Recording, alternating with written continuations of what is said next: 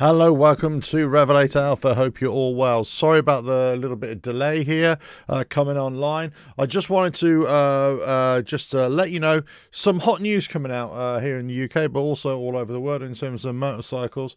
I will be getting into Ducati, their latest bike, their retro bike, retro cafe racer, which they've just released, which is their Formula 73. It looks a business. I really, really like this bike. 15,000 odd pounds, dollars, shekels. I think it's coming out in March 2026, next month really. But for Europe, but I think later it's going to go for the rest of the world. And it looks quite nice. It looks quite nice if you like that kind of thing. Okay, if you like that kind of thing. A little bit of liquid fuel here, just in case I forgot my name. Wow, what's been going on in the motorcycle world? Thanks for the chat. Thanks for anybody who wants to join in. Andrew, if you're still there, thanks for holding on.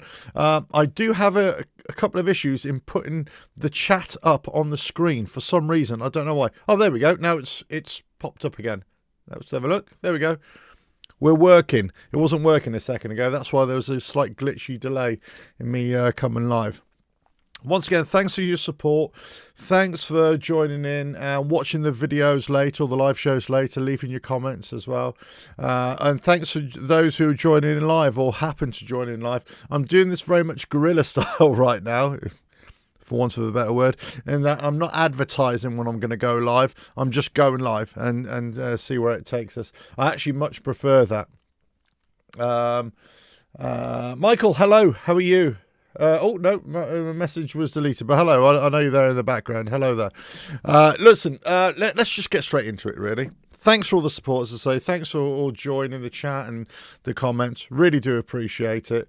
And I know there's lots of people out there who do think like I do and who do have similar kinds of opinions in terms of the motorcycle world, views on motorcycle.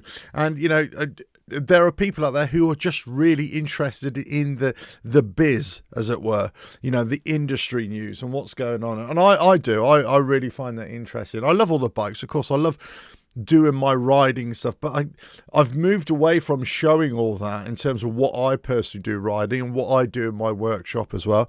Because actually, I think, well, we can all do that. And I might come back to that later on, but I actually really like doing the industry news, and we'll see what's that and my thoughts and what your thoughts are. Andrew, thank you for joining. Michael, yeah, just a little heads up before you go live. Yeah, I know. I suppose I really should do that, shouldn't I? I think I really need to maybe put out a post or something and say, look, I will be going live this afternoon. But I think, I don't know. We'll see. Room for improvement, I'm sure. Okay, I've been gassing for too long. Let's just talk about this. This is like a continuing theme this week when I'm doing all these live shows and drip feeding in other industry news, but also a big theme is Harley Davidson, right? Because there's a lot of change going on at the moment. And there's quite a bit of change with a lot of the manufacturers, no doubt. But Harley Davidson do have a specific issue. The latest is Glasgow Harley rider. Hello. Thanks for joining. The latest is that Harley Davidson are looking to cut jobs in their plants. All round Harley Davidson thing. So let me just bring you on to a website here. Get rid of that. Don't need to do that. There we go. This is from Visor Down, but this has also been replicated. Where else? In Rider Part, I think it was. Yeah, Rider Part. Lots of other publications have already released this story as well. And it's sort of follow me along, and that's a nice picture, isn't it? By the way, just thought I'd throw that in there. Harley Davidson picture, yeah, nice one. Artie Stars, he's basically been talking about the direction of the company. They've had their fourth quarter results, all that kind of stuff. But basically saying here that we are conducting a rigorous end-to-end review of our cost base and operating expenses supported by third-party specialists. Our current corporate overhead, manufacturing capacity and overall operating expenses are built for materially higher volumes than today's demand. demand. We will be addressing this mismatch head on, Star stated on the call. Reducing operating expenses, however, can mean a lot of things, as there's plenty of space to find cost savings. But one that's routinely employed is through layoffs, which is what the Milwaukee-based Business Journal wanted to know. Unfortunately, Harley Davidson's spokesman confirmed that that was what is likely coming. So they've confirmed it, right? They've confirmed it, that job cuts are coming. This goes back to what I was saying the last couple of days in terms of, right, what damage has already, I suppose I'm going to rephrase this now. What damage has been done over the last few years to not only the reputation, but to the motorcycle community that Harley Davidson latched onto many years ago, right? What kind of a motorcycle community did it kind of help to create? You know, when I was talking about they only went for those high value customers, you know, those with deep pockets, and they produce products just at that sort of end of the market, pretty much, right? And it kind of forced people to, of all walks of life, to try and get to that stage to be able to afford it. Some could, some couldn't, right? But along the way, they've lost a lot of people. They've lost a lot of admirers. People have got pissed off with the brand, the identity, so on and so forth. Even in the last 3 or 4 years, it is markedly reduced, right, in terms of the affection out there. And the you know, the rah for Harley Davidson. I would say, looking at this and from an interested observer's point of view, looking at it, right. Of course, there's always going to be people who absolutely love the brand, and why not? Absolutely. If you like it, you like it. You love them, you love them. But the point is that this is also translating in reducing sales, reducing profits. They've had to reorganize in different ways. So obviously now, I don't know, how do you see this? Do you see the Jochen Zeitz era at the helm of Harley Davidson as a success or as a disaster? I regard it as a bit of a disaster. And look at the way the company's gone. Maybe not in terms of financial, but in terms of that reputation and that link to the motorcycle, to the biker world, it's kind of been really damaged, I feel. Artie Sars is coming in and said, right, we need to fix things. So he's acknowledging we need to fix things, right? We need to change things along the way. They're trying to fix the dealership connection, the way dealerships work, but they've got a long way to go to fix that link with the motorcycle community. In my humblest of opinions, right? I think they've got a long way to go to bring that back, or to get people in, new people, to think like people used to years ago. I'm not even sure that's possible. I'm not even sure that anybody can do that anymore in terms of a recovery. But obviously they've got a problem, because people aren't buying bikes, people aren't buying products in the numbers that they had. They've got a manufacturing process that has ramped up to produce a lot more bikes, a lot more expensive bikes than people are willing to buy. The dealerships can't sell them, so there's a backlog there, there's a bottleneck there. The manufacturer still wants to pump more bikes out to the dealerships to say, you've got to sell these bikes. So of course there's a problem. I talked yesterday about them cutting production or reducing production to kind of try and help this situation at the dealerships. They're obviously looking at the way they're liaising with dealerships to try and make it easier for dealerships to shift product, so on and so forth. Somebody was saying in a comment earlier on, they should scrap the dealerships being able to mark up on prices. The problem is, I think Harley Davidson do want to do that. I think, I could be wrong here from memory, I think Ford had the exact same problem in that they wanted the dealerships to not have a markup on their product. But every single state, there were little state laws to say they're entitled to do it.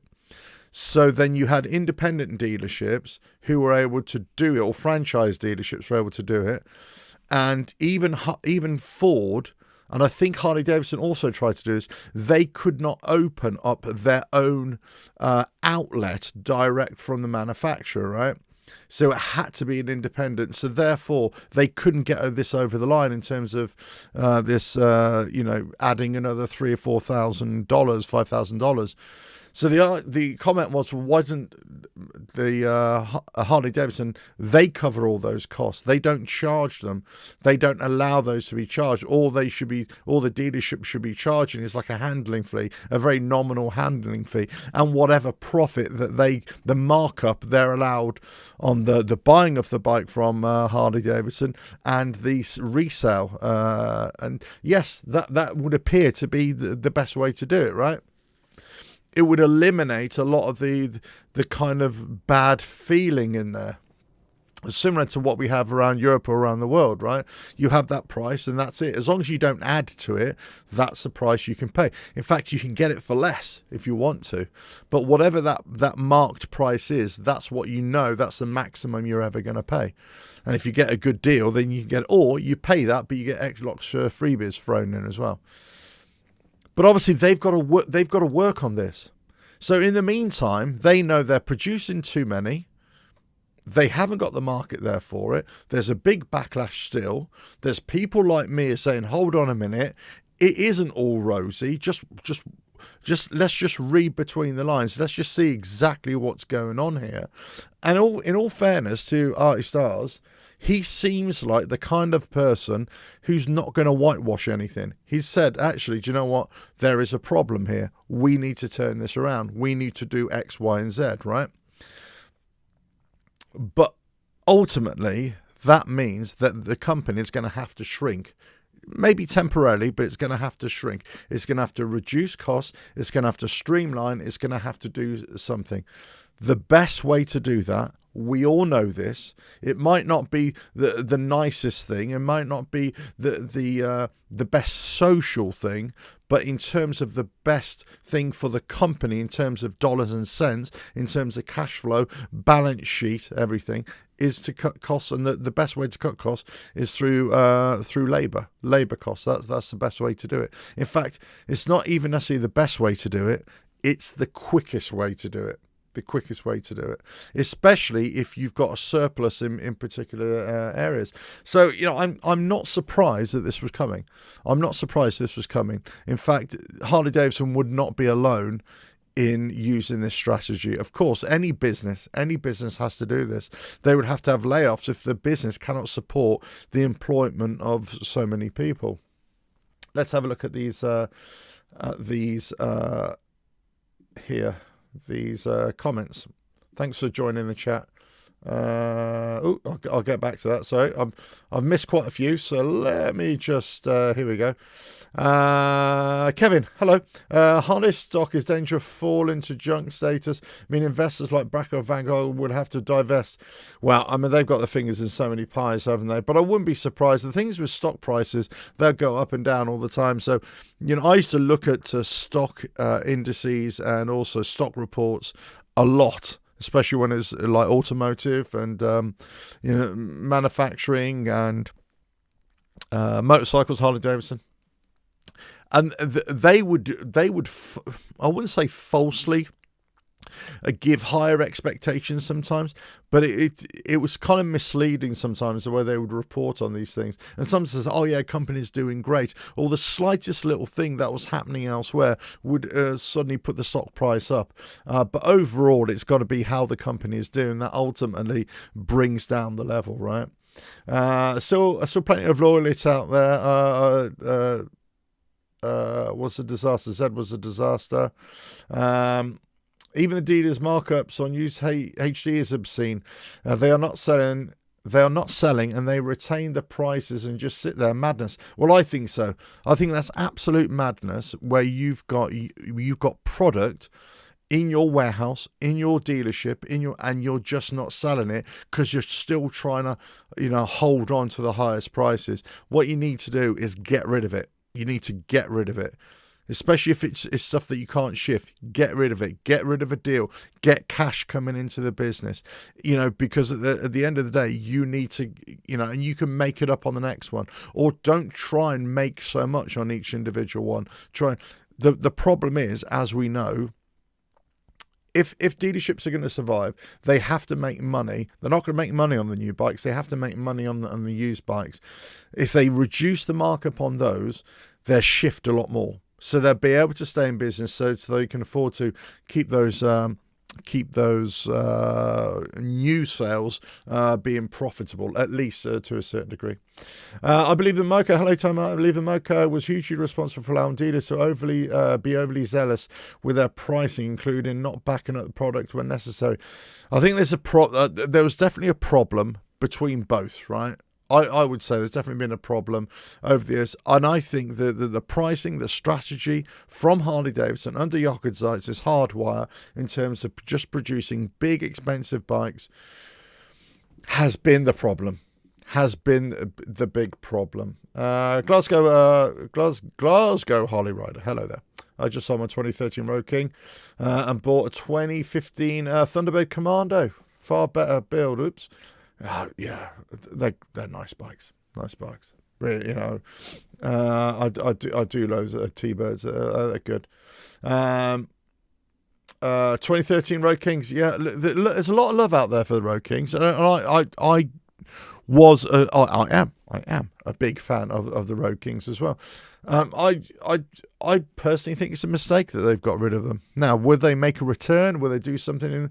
Who knows? But I think they've made a mistake. Ex-salesman Harley received a $300 bonus each bike I sold, and $200 for each used bike I sold. Yeah, but I wonder how. Would you say you sold more used bikes than new bikes? I suppose it depends what the market was at the time, right? Yeah, I suppose it really depends. It really depends. Tamar, hello. From experience, my first M8 in 2018 was a total disaster. They were crappy. Wound up going to Indian, then finally wound up BMW. Probably will never go back to Harley ever again. You hear this so many times again. What BMW are you on now? I still really do. If I'm going to switch, I still think I'm going to go for a Tourer type motorcycle. I still will. I think I will go BMW. I still love the BMW RT 1250 RT. So I still think it's a fantastic riding machine. I think it's just brilliant. The looks, you could argue whether you like the style, but in terms of the riding feeling, you feel so assured on a bike. It's a brilliant. If you've never ridden the 1250 RT, I can't attest for the 1300 RT, the brand new one, because I don't like the looks of it, right? But in terms of the 1250 RT, if you've never ridden one, I implore you to go and ride one. Brilliant machine. How much is Harley Davidson's participation in MotoGP cost them?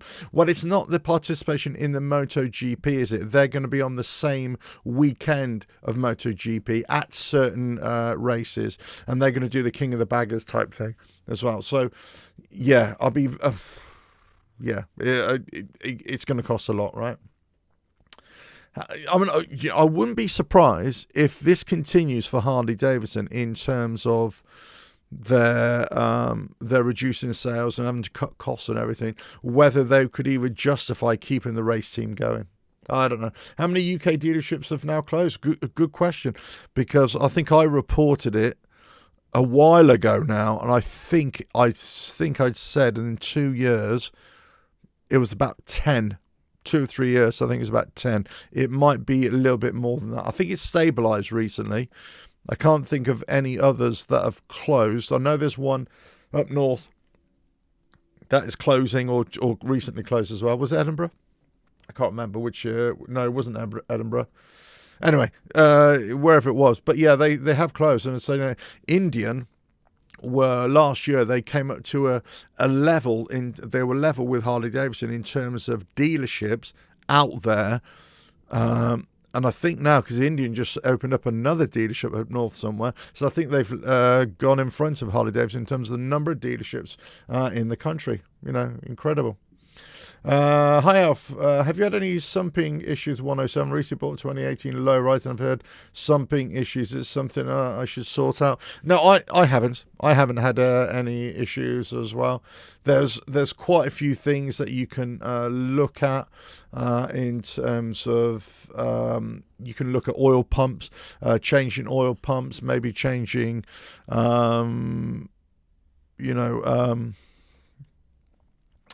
cam. You can have a whole set change with like the cam, the chest, the oil pump, and you can do a lot of that, and that will help with the pumping around. Then you can look at pressure differentials in the crankcase as well, with relief valves, that kind of thing. I'd say I never had an issue, but I put a valve in the transmission cover. Initially I had it through the oil filler cap, but I changed it. I put my own transmission cover on, or a valve in there, and it actually runs freer and never had an issue. And I did repeated inspections on the pistons as well, to see if any sort of hard coking, and there is hard coking on there as well, but any sort of blow by as well, but never had any issues with something. So combination of things that you can look at. But again, yeah, some bikes it would, sometimes it wouldn't. I would definitely. It was always the case, if you sort of upstage a bike, then you're going to have a few issues, and I think a lot of the Tourers had bigger problems with it than the Softails did as well. Tamar R18 transcontinental, so bigger. Bigger. Yeah, but nice bike as well. Good choice. I like them. I like the R18s. Again, wide, big old girls, as you say, but nice bikes. Nice bike to ride. Yeah. Beginning of the end could be, that's it. Thank you, Glasgow. Yeah, Edinburgh last year. Just West Coast. Yeah, you're talking Glasgow, right? Yeah. You heard Indian were going to make a trike. Interesting. Look, I would be very interested to see where Indian go this year. I think I said a few days ago, the way I'm feeling about Indian in terms of their new ownership model and the kind of things that they're going to have to do.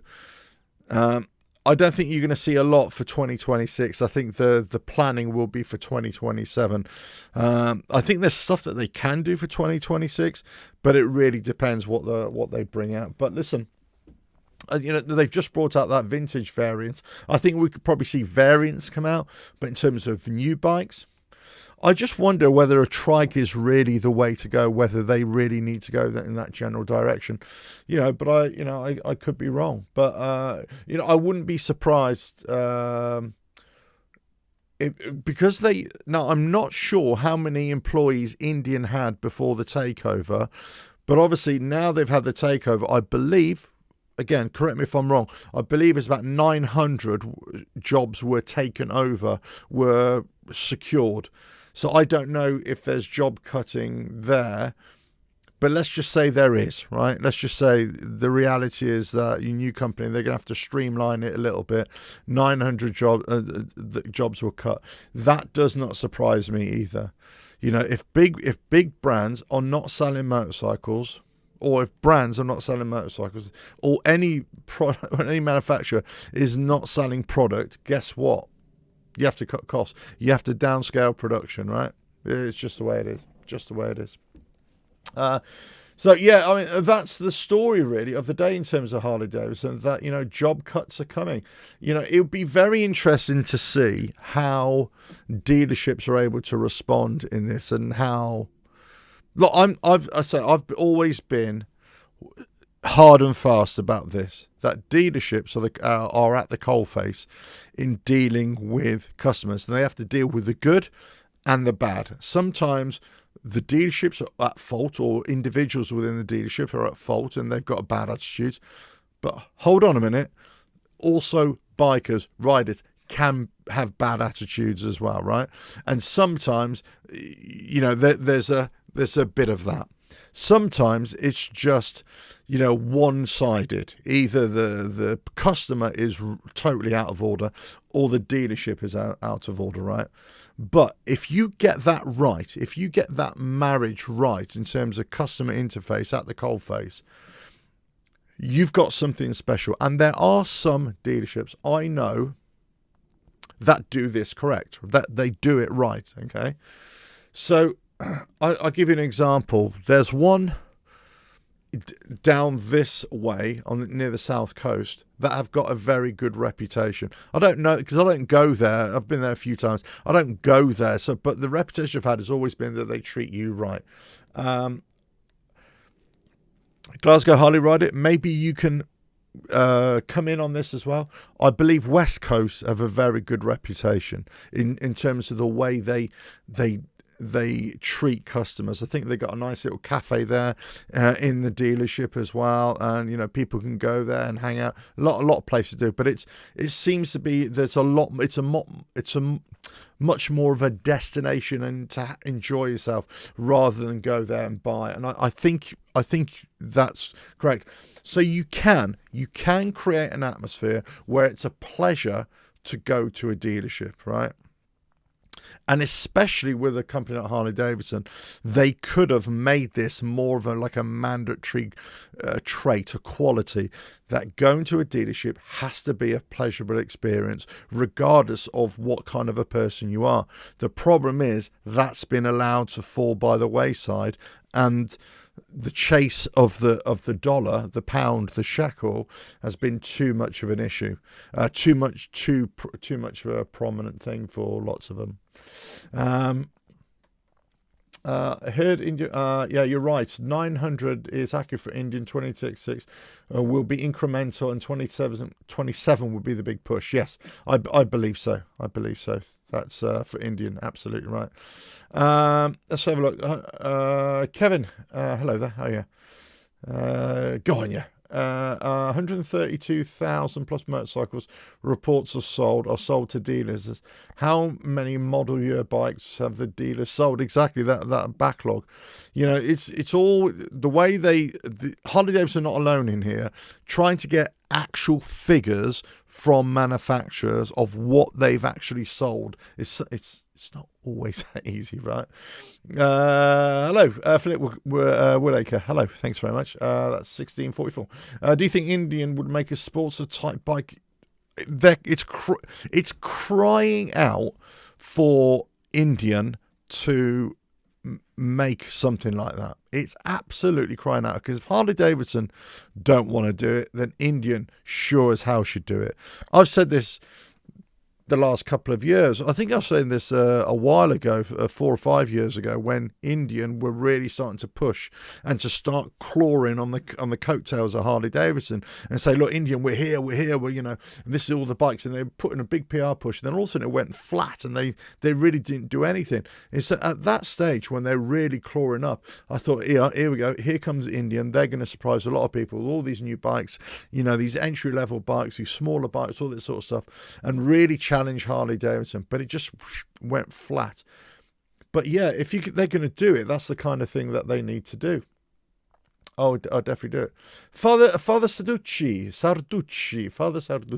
Hello, how are you? There's a few dealers here in the US with 23 leftovers. Yeah, absolutely. I was saying that the other day. Absolutely. Glasgow. Mate of mine has one of the Indian Chieftain limited baggers. Expensive, but looks amazing. Fit and finish. He loves it. I do love the Chieftain. The only thing I will say about the Chieftain, and I suppose you could say this about the Challenger as well, and the Pursuit and all those, is that I feel around the surround, the clocks, it's plasticky. It feels plasticky. But I think as with anything, you're going to have people have good experiences, people have bad experiences. It's just the way it is. Scout is closest to the sports. I'm thinking even smaller. That's what I'm thinking. Even smaller than that, and slimline as well. That's what I'm thinking. But there we go. Maybe India may come out with a Spirit with an inline four blaster in the past. They can do whatever, yeah. The X-Reach motor from S&S was sold to a Chinese company. Any rumours they will ship a Harley-type motorcycle to UK or US? Forgot what company it was. Yeah, I don't know. There was the SWM Sportster clone bike that was supposed to be coming to Europe. They're supposed to be going to somewhere in the United States as well. The problem is, I believe, with that bike in particular, the Chinese Sportster, because I haven't looked up it recently, but I think the problem is it was the Euro 5 Plus emissions standard that they could meet the Euro 5 before, so it was already just about to come in. Then all of a sudden they said, Europe said, no, you've got to have this Euro 5 Plus emission standard. And basically what it is, that they have to have a proven track record of that bike showing emissions or something like that. And at the stage, they just weren't able to do it. But I understand it's still coming. It's still supposed to be coming. So a lot of these older designs, they were doing it with Norton Designs and all the manufacturers. A lot of their designs have gone over to China for their engines, and they'll be coming out. They'll be used, right? So they're definitely going to be there. Anyway, let's move on. And I'll come back to this discussion, Harley Davidson and Indian, or anything else you want to talk about. Ducati, right? Ducati. I just want you to look at this. They've come out. This is from Visor Down as well. Let me just show you here. They've come out with this Formula 73, a retro-inspired cafe racer. 100th year, channels the spirit of 1973 750 Super Sport Desmo. It looks the actual business, right? So you got 873 will be produced. Okay, it's a limited edition run. And individually numbered. They're going to be serial numbered as well. Just look at it. It looks the absolute business. If you love these old style bikes, cafe racer bikes styles, oh my word.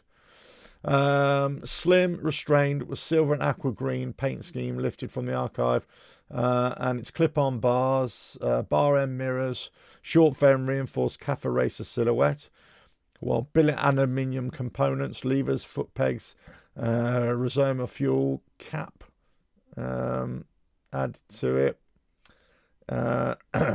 With power come from Ducati's friendly 803cc air-cooled Desmo 2 L twin, producing a claimed 73 brake horsepower at 8,250 RPM. They got a Ducatisti would be happy with the Terminioni developed a silencer, which is claimed to deliver the kind of mechanical character this kind of bike needs. So it's going to have a throaty sound, basically. 17-inch wheels wrapped in Pirelli Diablo Rosso 4 rubbers. Modern electronics, traction control, core and ABS, quick shift and 2 riding modes. I mean, just look at it. Oh, carry its own. Look at its own serial number. Certificate of authenticity. Also produced a short film titled A Piece of Timeless, featuring actor and longtime Ducati enthusiast Stefano Accorsi to accompany the launch. European dealership spring 2026, global distribution before the end of the summer. Pricing in the UK £15,095 pounds. So what that would be in dollars, shekels, I do not. But just feast your eyes on that thing. Look at that. I'm like, again, as I say, it depends if you like that kind of stuff, right? It depends if you like it. So, Ducati, fantastic. If you can afford it, okay, all that sort of stuff, all that sort of discussion, absolutely, I don't disagree. But let's bring this back to Harley Davidson and Indian and the likes of BMW already do it, right? They already do these kind of retro style bikes as well. But bringing this back, why one of my favourite bikes. In fact, my favourite bike of all time, the XLCR, right? XLCR, Sportster XLCR, 1000cc, 1978. So I loved the Harley Davidson Cafe Racer. It wasn't much of a racer. It was too heavy and all that sort of stuff. Why, oh why, oh why haven't they brought something out like that? And this is where I had the problem with the Revolution Max engine bikes, in that they could have done so much with those bikes, so much in terms of design, different designs, but they just fell flat. It's a little bit what I was talking about Indian. There was so much promise. There was so much that they could have done. They didn't hit the mark and it just went flat. And there's nothing there. There's been no reinvestment in the Rev Max engine bikes. So change the design. You know, keep the engine, but change the design of the bikes. Do something different. You know, you could have brought out a new Sportster, proper Sportster, with that engine if you wanted, or you could have just gone back old school. You know, the argument was, well, Harley Davidson couldn't, they weren't earning enough money off the units, each unit, and they weren't able to meet the emissions in Europe. Well, actually, they could have done. They could have met the emissions in Europe. And can I be blunt? Who gives a toss about Europe if, let's say, you only want to sell it in the United States or other parts of the world that don't really care about the emissions, right? So you don't have to meet Euro 5 plus emissions in Europe if you're not going to sell the bike there. So you could have still produced this bike, right? And could have sold in good numbers around the world. But you could have also redesigned it in whichever sort of engine style you want to meet Euro 5 plus emissions. So it could have been sold easily. So if other companies, and just like Ducati now, brought this kind of limited edition bike, I know, and all that sort of stuff, but it's coming in a limited edition at 15,000. If they can do it, hold on a minute, then surely Indian, Harley Davidson, you know, other big manufacturers could easily do this, but they choose not to. But my point is, they can do it. And if they have to do it in limited numbers, if they have to do it in, you know, at a competitive price point, if they have to do it where they're not earning much money on each unit, or heaven forbid, if they say, all right, on this unit, on these bikes, we're not going to make any profit. We might even take a little bit of a loss on this, right? But so it acts as to re-energize, reinvigorate the business. Then why wouldn't you do it? Why wouldn't you do it? If you've got other bikes that are fueling the business in terms of bringing in the profit, then surely you could actually take some of that money and start tweaking existing bikes that you've got, existing designs, and just, you know, doing it again. So, you know, they deny that they sold all the tooling and they sold all the designs to China. But China have already got it, but they've already got those, and they've basically tweaked everything that was there from the Sportsters, and they've basically made their own. They've proved that it's easy to do. And it was very easy for Harley Davidson to do this. They've made a massive, massive error with that, you know, but there we go. Let's get back into some of these comments. I think Royal Enfield has taken market share from Harley. Absolutely. Brilliant. Yeah, they're fantastic. Fodasuchi, I had a 15 Road Glide last year. The motor launched itself 3 weeks after I got it back from the dealer. I got a 25 Pursuit. It was my first HD2. Yeah, 25. The Pursuit's a great bike, so aren't they? Yeah, the bike is a good bike. Like to find a low mileage 2017 Deluxe. Deluxe was an interesting one, wasn't it? Because I believe, was it 2019? It was short-lived, wasn't it? 2019, 2020, they did away with it. I think it's one of the first M8s that they actually stopped, that they cut back. It could have been either before or after the FXDR. I can't remember exactly. You have to remind me. But yeah, again, lots of people I knew love that bike. They've ridden it, they loved it, and you know, they like the white wall tires and all that. I am thinking about the right bike, right? The 2017, 2018 Well, So I'm thinking about the 2018. 2018 was the 2017 Deluxe. Was that an M8? I'm thinking about the 2018. I couldn't have my. I think so. That's right, isn't it? Let me know. I'm sure I got that wrong. Won't have RevMax bagger. Well, I said this ages ago, actually. Why haven't they got a Tourer with the RevMax engine? It's certainly got the power there. Interesting. Produce the bike with emissions. Most people change the exhaust system anyway. Well, yeah, exactly. All they have to do is produce a bike that passes it over the line to get it past into dealerships, right? So it can be sold. What people do that afterwards, and if they have to go through an emissions test, they just make sure it can pass the emissions test every time they need it checked. Simple, really. On a good note, Trump just changed the EPA emission rules. I assume he's reduced the restrictions on them. Is that what you mean? Yeah, I would have thought that would be a good thing in terms of that. Obviously, the green lobby, the environmentalists are not going to like that, of course. But hey, The 2017 had a 103 high output, but also had cruise control. Yes, that's right, because it was a 28. I believe.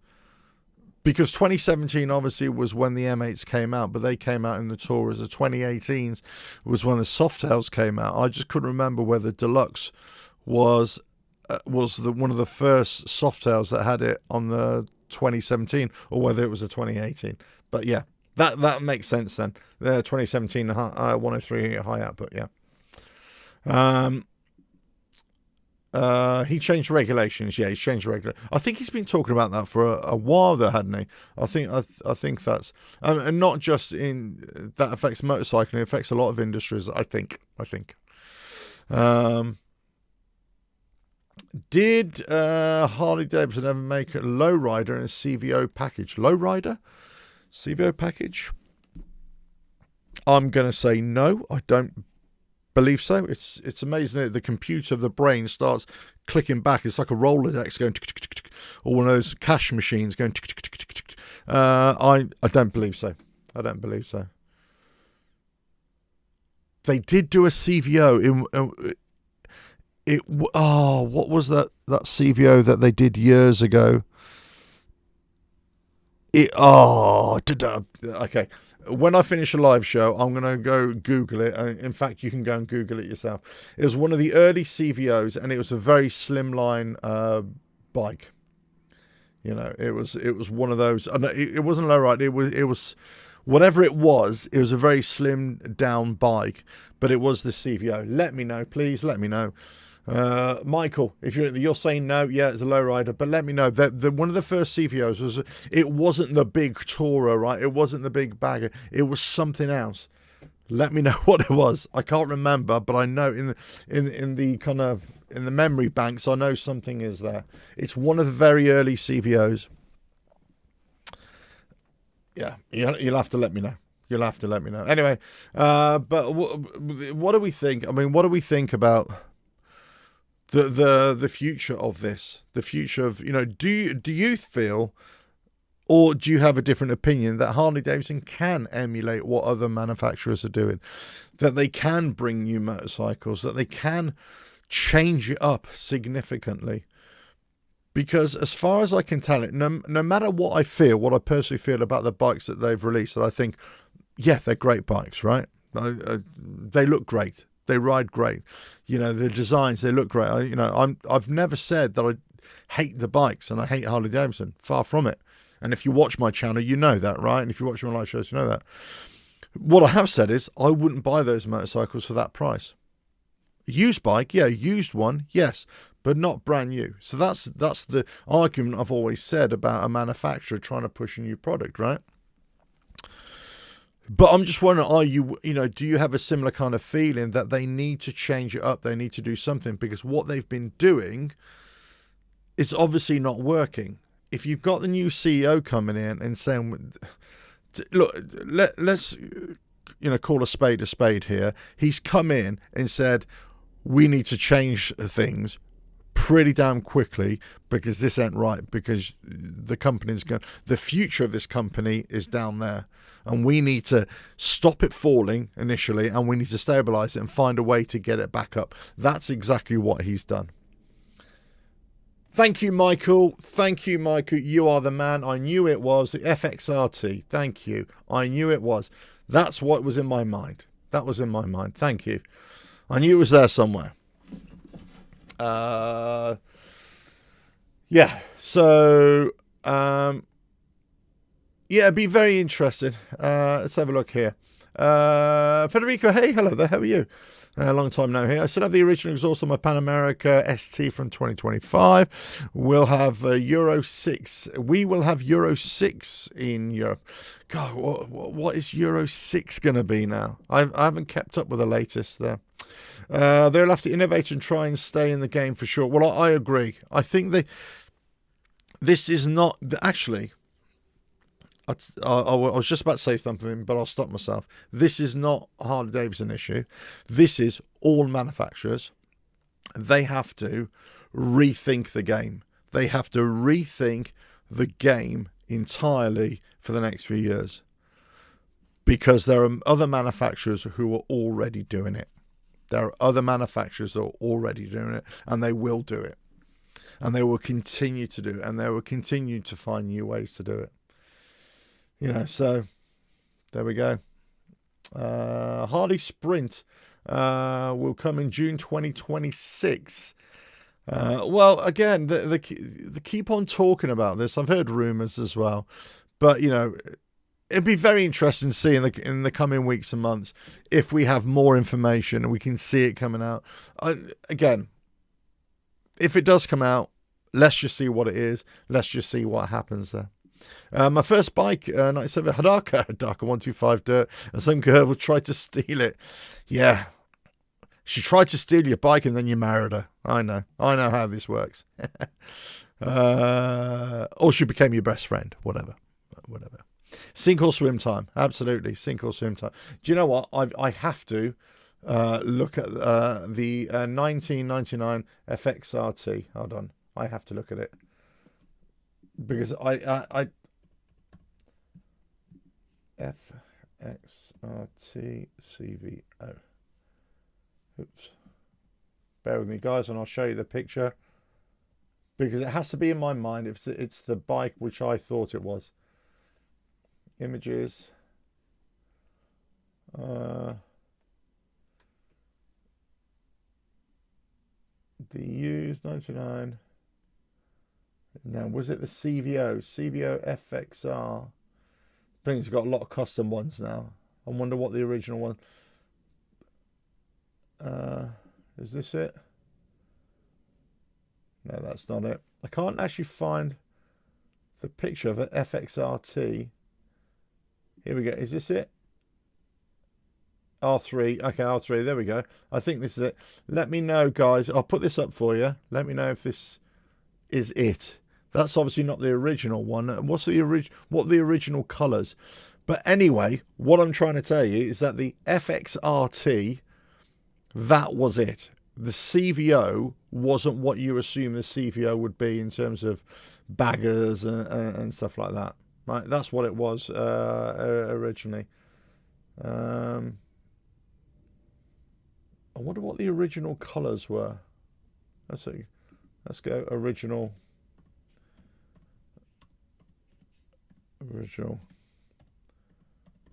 colours. This is British spelling, by the way, guys. Not American spelling. The first CVO. Is that it? I can't believe. I don't know. That doesn't look right, does it? Juan's. Okay, but that's it didn't come with that flame job, did it? I'm pretty sure it didn't. Let us know in the comment below. I'm pretty sure it didn't. It was something else that I for the life of me, I cannot remember. Maybe it is. Maybe it is. Maybe it did come with that flame job, that first one, green flamed. In Florida is red. Yeah, okay. I came with the blue. I think it came with the blue, with the blue flames as well. Let's have a look here. Yeah, maybe it was then. Yeah, but there we go. It could be. Indian will not produce a small motorcycle like a Harley Sprint. They will produce Indian trikes like Harley. Well, somebody was talking about this earlier on. I'm not sure whether that's the right thing to do, in all fairness. But if you think about it from a business point of view, that's what Harley Davidson are doing. They were chasing the grey, right? They're chasing the older guys and gals who potentially are motorcycle mad, motorcycle enthusiasts, right? But they just can't. They feel that they might be getting too old for whatever reason, too weak, whatever it is. They might have some medical condition that they can't have a balance issue, a strength issue, whatever it is. They can't go on two wheels. So they think, well, I go on three wheels, right? Because I still love being a biker. So, or a triker for them. So they'll become instead of a biker, they'll become a triker, right? You know what I mean? So it could be that's the way it goes. And Indian latch onto that and think, right, we need to produce our own bike as well. Yeah, okay. I get it.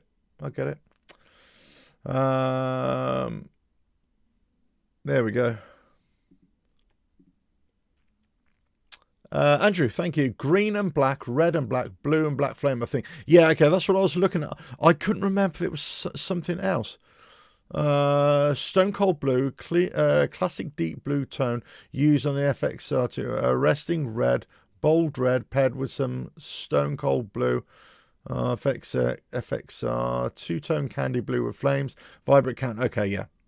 A vibrant candy blue flame star FXR3. Yeah, so there we go. Anyway, regardless of what it was, thanks for that. So I knew it was in the memory bank somewhere. I couldn't remember what it was. But if you think about it, that first CVO looks nothing like what the CVOs that we've been having for the last few years, right? Looks nothing like it. And it doesn't have to, because CVO is about customization from the factory, right?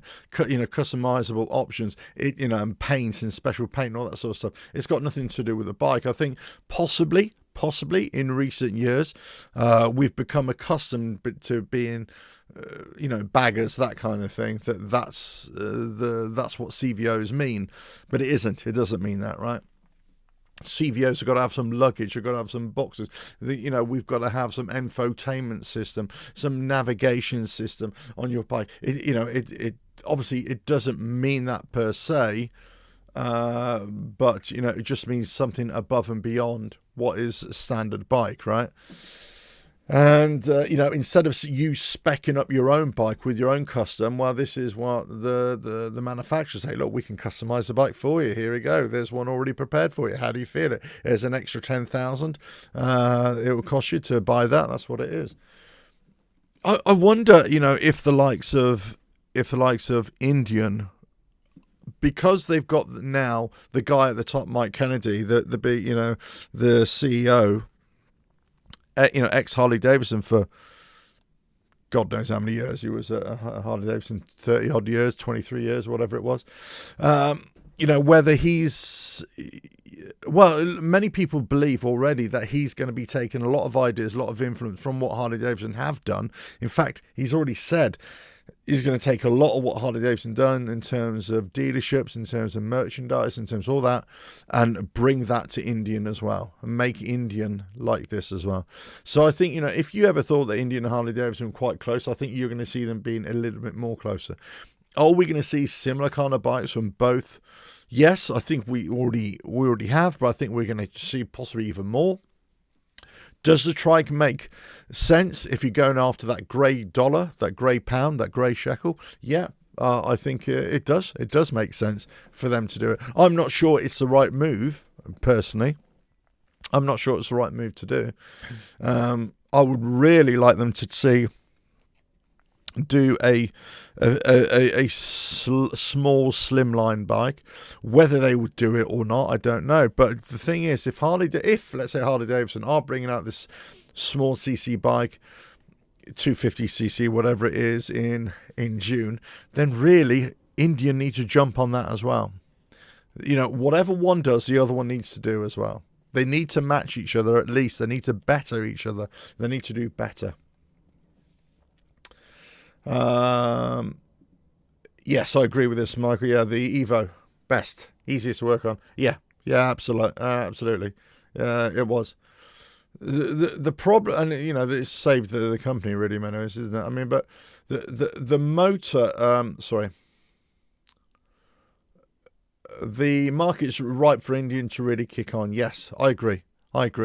They're at this stage where they can really do something. They're not shackled, by Polaris anymore. They're their own entity. They can really do something. Now, will they do it? Will they go for something? Oh, Christ if I know. But they could do. They could do something really, really good. We'll have to wait and see. But anyway, listen. How long have I been on for? Crikey, nearly an hour. Talking about this stuff. Blimey. I need a bit of a rest. I need to give the old throat a little bit of a go there. Anyway, listen. Thanks for watching. I really do appreciate it. I learned from Kennedy he lived a similar Gen X life around motorcycles at a very young age. My dad had an Orton and a Bonneville back in the day. Wow, yeah. Your dad is of the age, isn't he? Yeah. You still own a 1990 FLHS Eva? Wow, cool. Sweet. It's very easy. I think I've talked about this in the past, but I don't want to be dismissive of anybody who has got into bikes in adult years, right? I don't want to be dismissive because I think it's fantastic. Anybody who gets into motorcycling at whatever age, right, I think it's fantastic. However, there is this thing which I would always have in the back of my mind, right? That sometimes if you're late to the party, pardon the expression, all you are aware of is the party that is happening before your eyes. All you're aware of is the music that is playing, right? You're not really aware of what went on before. So a lot of people who got into motorcycling in adult years and who came to a brand like Harley Davidson, but other brands as well, they're not necessarily bikers for life people, right? And I think I've talked about this before. In fact, when it gets into you at an early age, it fuses with your DNA, and I'm being kind of, what's the word I'm being, anyway, I'm being that guy, right? But anyway, what I'm trying to say is that it gets inside you and it won't let go, right? But you have a whole lifetime of looking at bikes, thinking about bikes, dreaming about bikes and everything like that. So you get to later on in life, in your adult years, and you don't necessarily look at the big, shiny new bike and say, that's the only thing that matters. My point is that if you've been in the game a long time, since childhood, let's say, you can look at the new stuff and think, oh, that's amazing bike, amazing technology, I love it, all that sort of stuff. Love it, right? You can do all that. But you'll also have a real good appreciation of the stuff from the past, right? And you think, wow, some of those bikes were so much fun. Simple bikes, simple to work on, simple to ride. If they broke down, they're easy to fix. No. And, this goes on to any automobile about computers and, basic technology. And then you look at other motorcycles and other brands have a real advanced technology and you think, how do I look at that, fix that, or tinker with that? I have no idea, right? I don't even know how the thing works. I know I can get on and ride it and it seems to do all right. Harley Davidson were always criticised for being behind the curve in terms of technology. My argument to counter that was always, actually, that's what you think. But actually, they've got a lot of tech on their bikes. The M8s especially have brought in a lot of tech on those bikes. Yes, they're behind the curve. Yes, they're behind other motorcycle manufacturers in that sense. But they still got a lot of tech on those bikes. The question is, you could easily look at this tech on these bikes, you know, rider modes, traction control, all that sort of stuff. Oh, I need that. I must have. The sales people in the dealership, whether it's Harley Davidson, whether it's Indian, whether it's BMW. I had a BMW salesman say this to me years ago, and I was like, no, you're not, mate. You're not getting away with that here, right? You say you need to have all these rider modes. You need to have all the traction. I said, nah, you don't need it at all. You don't need it at all. You know, it's nice to have, it's a good thing, but you don't need it, okay? How you ride is the most important thing. Your skills on a bike are the most important thing. Your awareness, your hazard perception, your riding skills, that's what you should focus on. That's what you should invest time in, right? And I've always said this, and the history I've had with motorcycle safety campaigns, I was always saying this, don't worry about investing in all the latest safety gear and everything if you're riding like a prick, okay? You need to invest in your training and your riding skills and appreciation of that. And you know, so I've gone off on a tangent again. What the point I'm trying to make is that it's very easy to attract people who just look at the new shiny stuff, and it's very hard to get those people to say, hold on, those bikes might be 10 years old, 15 years old, or even 5 years old, let's say, but they're a great bike. Don't ignore them, because they'll always be looking at the new stuff, right? Always be looking at the new stuff. But there we go. Right. Glasgow, Hollywood, I love Ducati. Was my hero up there. Oh, thanks, mate. Thank you. Yeah, he's one of my heroes as well. Glad I could join the live show. Gotta go. Take care. Father Suducci, thank you for joining. More coffee required. I definitely need it. Great talk subject. Thanks very much. Yeah, I'm going to go out. Peace all. Ride safe. Thanks very much. Thanks for all the chat. I have a Bonnie. It's my favourite lover, Bonnie. I wonder if HCUSA watch this blog. It would be interesting. Probably not. My dad brought my first bike, a Honda 125 Scrambler, when I was 12. Nice. I can still hear my mum yelling at him for doing it. I tell you what, the screams my mum. She would be throwing rocks at us. I know, it's another era. Throwing rocks, throwing anything to try and get me off a bike. You know, me and my brother, we got a bike when he was a bit older than me. I was 10. We got this neighbour to ride this bike to our parents' farm so we could have it as a dirt bike, scrambler bike, right? It was a road bike. Kawasaki K175 trail bike. Beautiful bike. Still wish I had it. Still wish I could find one and do up. Anyway. But yeah, all that, get off that bike, don't go so fast. Oh, brilliant. Happy days, you know, but there we go. Harley watching this, make the Bronx Harley, make that Bronx Harley. Yeah, whether they ever will or not, who knows. Can you imagine if they brought something out like that? A street bike or a street sort of cafe sort of style bike. Something looks really cool, but goes like stink. There we go. Anyway, listen, thanks for joining. Really appreciate it. All I can say is, hey, whatever next for Harley Davidson, whatever next for all the manufacturers, whatever next for us as bikers, for you as bikers, riders, bikers, trikers, whatever. Enjoy your weekend. Have a great weekend. What are you going to do? I'll see. I might try and come back on Monday or Tuesday for another live show. I'll try and give you a bit of advance notification. I will try. But we'll see how we go. Right. With that, catch you again on another video, live show coming very soon.